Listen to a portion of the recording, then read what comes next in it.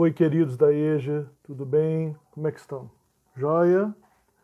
Bem, vamos lá, deixa eu comentar com vocês. Agora eu vou começar o PET 2.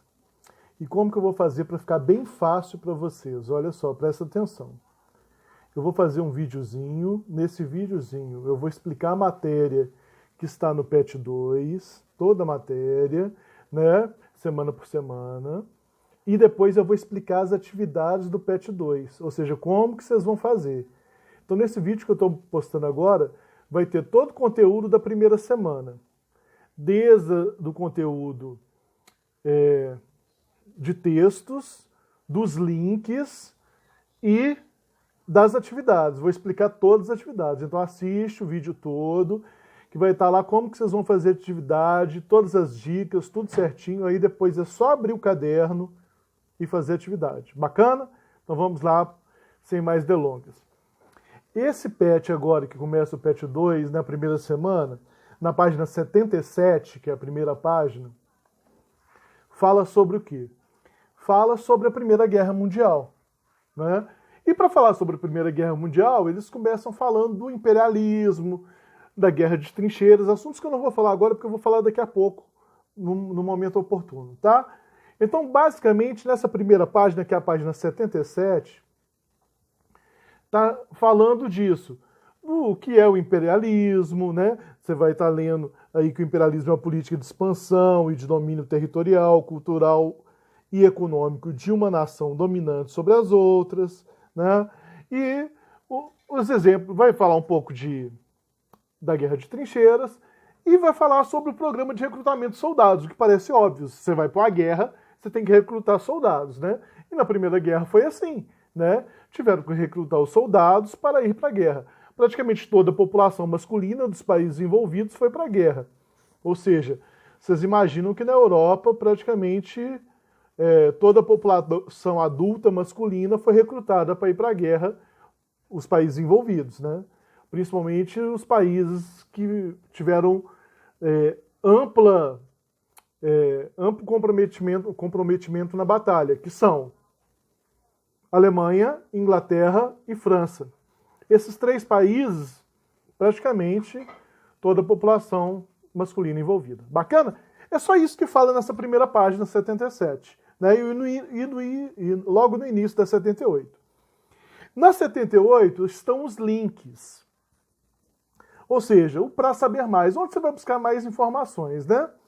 E aí tem um texto sobre a Primeira Guerra Mundial, tem um videozinho pequenininho de 5 minutos, se você quiser assistir no YouTube, que fala bacana sobre a Primeira Guerra Mundial. Tem um videozinho maior, de 21 minutos, que também fala bem sobre... Esse explica detalhes da Primeira Guerra Mundial. Para quem tiver interesse em guerra, é muito bacana, quem tiver disponibilidade para assistir. E quem quiser saber mais ainda sobre a Primeira Guerra Mundial, tem aí a dica de um filme. Né? O filme Nada de Novo no Front.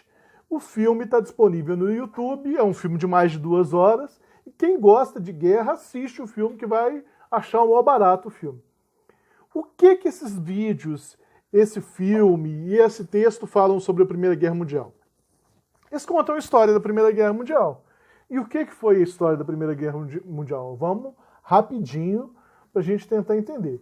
A Primeira Guerra Mundial foi o primeiro confronto que envolveu grande parte dos países do mundo e envolveu esses países de maneira absurda.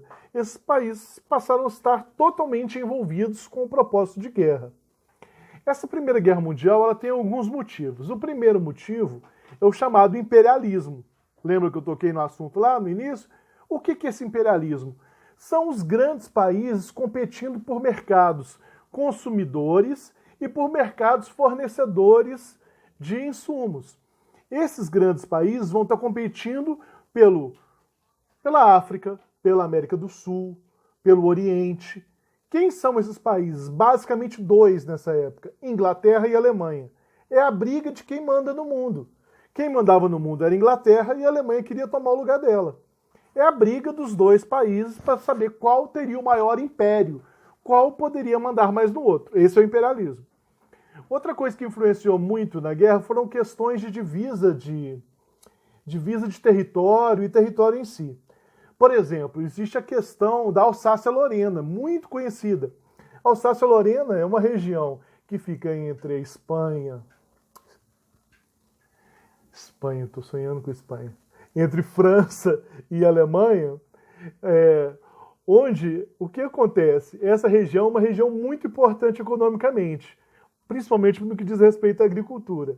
Essa região, historicamente, sempre foi da França. E a Alemanha tomou essa região. Então, vocês imaginam que os franceses não ficaram nada satisfeitos, né, com a Alemanha passar a mão em parte do seu território. Isso gera todo um revanchismo, uma rivalidade. Isso é chamado de revanchismo francês, né, um sentimento da França em relação à Alemanha. Outra questão é os Balcãs. Os Balcãs, para quem não conhece, é aquela região onde fica Bósnia, fica Sérvia, é aquela região da Europa onde sempre está tendo um monte de confusão, porque é uma região muito rica em insumos, principalmente em petróleo, uma região muito explorada. Então, nessa época não era diferente. Tinham vários países brigando por mandar nessa região. A Sérvia queria dominar toda a região para ela, a Rússia queria dominar a região, a Áustria queria dominar, a Turquia queria dominar, ou seja, não faltava gente para querer mandar na região. Era uma confusão, uma briga danada sobre a região. Uma região explorada durante muito tempo, né, pelo Império Austro-Húngaro, e que agora a Sérvia queria tomar conta da região. Ou seja, existia realmente uma briga por domínio da região, né? Então, essa questão envolvendo os Balcãs, a região dos Balcãs, também vai se tornar um fator importante para o começo da guerra. Bem, como que a guerra começa? A guerra começa quando o herdeiro do trono austríaco, né, um cara chamado Francisco Ferdinando, resolve passear em plena Sarajevo, capital da Sérvia. Ou seja, lá nos Balcãs, onde o bicho estava pegando, onde estava voando bala para todo lado, onde todo mundo se odiava, o cara resolve passear de carro aberto no meio da cidade. Não deu outro, apareceu um na frente dele e deu uns tiros nele. Quando matam ele é assassinado, Francisco Ferdinando, herdeiro da Áustria, aí a guerra começa, né? Foi o estopim para o começo da guerra, da Primeira Guerra Mundial. Começar a Primeira Guerra Mundial, ela tem 3 fases distintas. A primeira fase é a fase de movimento, onde as tropas vão se movimentar, formando basicamente 2 frontes, né? Um fronte com o Oriente e um fronte ocidental. Esse fronte ocidental vai ser o fronte mais pesado, que é onde vai ocorrer as batalhas, principalmente entre França e Alemanha, então é um fronte mais pesado. A segunda fase é a fase da Guerra das Trincheiras. O que são trincheiras? São buracos, gente. O pessoal cavou buracos e se escondiam dentro dos buracos. Entre um buraco de um e um buraco de outro existia uma terra de ninguém. E um saía do buraco e atirava no outro, outro saía do buraco e atirava no outro. Eles passaram 3 anos nesses buracos, né? De 1914 a 1917 é a fase da Guerra das Trincheiras, onde os soldados estavam dentro dos buracos, sobrevivendo naquela loucura, né? Convivendo com animais, com podridão, com falta de alimento, com pessoas mortas, com problemas mentais, com tudo que você possa imaginar de horrível por um ser humano. Ele ficou ali dentro daquele buraco, tentando atingir o inimigo que estava do outro lado. Essa é a Guerra das Trincheiras, a tão famosa Guerra das Trincheiras que ocorreu na Europa. A terceira fase é quando a Rússia sai da guerra e os Estados Unidos entram, em 1917. Né? Essa terceira fase vai ser marcada pelo uso maciço de novas tecnologias de guerra. Tecnologias de guerra como o submarino, que vai surgir aí. Né? Submarino é uma arma de guerra criada pela Alemanha na Primeira Guerra Mundial e surge aí. Os aviões, que vão acabar com as trincheiras, que vamos combinar. A partir do momento que os aviões passam a ser utilizados em larga escala, não adianta você ficar dentro do buraco, porque vem um aviãozinho e joga bomba em você. Então vai acabar com as trincheiras, porque surgem os aviões de guerra, os navios de guerra e por aí vai. Essa terceira fase marca uma fase de novos inventos para o mal, ou seja, inventos para a guerra. Né? A guerra acabou com a rendição da Alemanha, com o Tratado de Versalhes, onde a Alemanha é aniquilada. Né? Com a guerra, a Alemanha sofre uma retaliação pesada, no final ela é considerada culpada de todos os males da guerra. Ela é retirada grande parte do território dela, fica com uma dívida enorme, isso provoca fome na Alemanha, e vai provocar a Alemanha uma raiva terrível que vai levar à Segunda Guerra. tá? Tudo isso por causa do Tratado de Versalhes, que pôs fim à guerra. É bom lembrar que essa guerra também, da Primeira Guerra, já foi utilizado as armas químicas, como o gás clorídrico e o gás mostarda. Já foi utilizado nessa Primeira Guerra. Gás mostarda que provoca efeitos horrorosos. E já foi utilizada na Primeira Guerra, nessa fase, já lá na fase de trincheiras. Bacana? Então essa foi a Primeira Guerra, é isso que esses textos, basicamente, da página 78, falam para vocês. Então, fala todo esse horror da guerra. Bacana? Vamos para as atividades, para a gente fazer as atividades? Muito bem. As atividades estão lá na página 79. Então, a primeira atividade, atividade 1, página 79, tem um texto, né? E logo lá tem a questão A. Questão A. Como explique o que justifica, segundo o texto, o orgulho da burguesia europeia? Esse texto está falando da Belle Époque, onde a Europa se achava o centro do mundo. O orgulho europeu era ser o centro do mundo. Eles mandavam em tudo. Eles definiam, igual fala do texto, desde o preço do bondinho do Rio de Janeiro até um preço lá no... quanto recebia um trabalhador lá em Hong Kong. A Europa se achava. O modo do europeu viver, a cultura, a arte, ele se achava. Então, orgulho europeu, né, de ser o centro do mundo. De que maneira podemos perceber a visão etnocêntrica dos personagens da Belle Époque? E aí está o que eu acabei de falar, né? Tá aí o próprio texto fala, né? A forma que eles mandavam no mundo, né? Interferia ali, interferia aqui, se achavam o centro. É interpretação de texto, tá tudo no textozinho aí, facinho de fazer essa primeira questão, tem nem mistério, né, gente? Olha lá, lê o texto que você consegue responder com tranquilidade, né? Para EJA isso é muito fácil, hein? Vamos lá para a atividade 2? A atividade 2 tem outro texto, né? O texto aí da Era dos Extremos, um livro espetacular. E depois tem lá a questão A.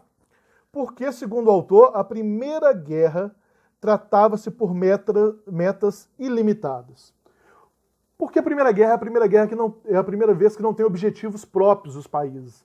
Eles extrapolam isso. O objetivo da Alemanha não tinha limite, ela queria ser a dona do mundo. Ela queria conquistar tudo. O objetivo da Inglaterra não tinha limite, ela queria conquistar tudo. Então não existia um limite. Eu estou lutando porque eu quero aquilo ali. Não. Eles queriam tudo. Tudo. O céu era um limite.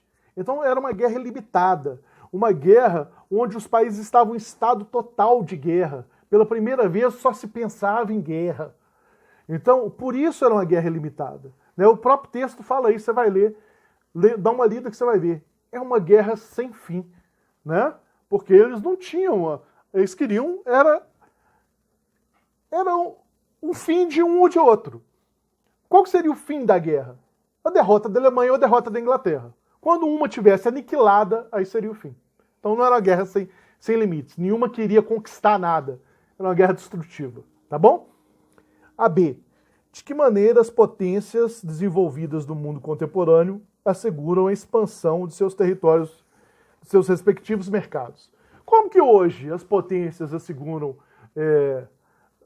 a expansão dos seus mercados? É simples, através de acordos bilaterais. Você vê isso todo dia na televisão. O país faz acordo com aquele.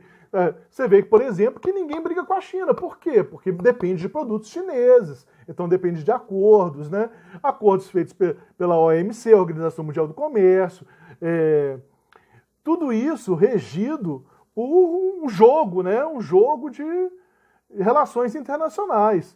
Por isso é muito grave quando ocorrem algumas coisas entre países. Assim os países vão minando seus mercados. Lembrando que existem aquelas taxas que protegem os países, né? Todo país tem aquela taxa para que se importe produto, né, chamada taxa alfandegária, para a proteção do seu mercado. Então, é assim que os países hoje tentam expansão de mercados, através de acordos, né, através de tratados, dessa maneira. Bacana? Então é simples assim, duas atividades, basicamente interpretação de texto. Você vai simplesmente colocar o número da página 79 e 80 no seu caderno, colocar lá a questão 1, A, e responder. Não precisa de copiar, é só responder. Bacana? Faz bacana e quando eu voltar eu dou visto e avalio. Tá bom? Grande abraço, fiquem com Deus e até semana que vem. Ó, gente, vamos formar.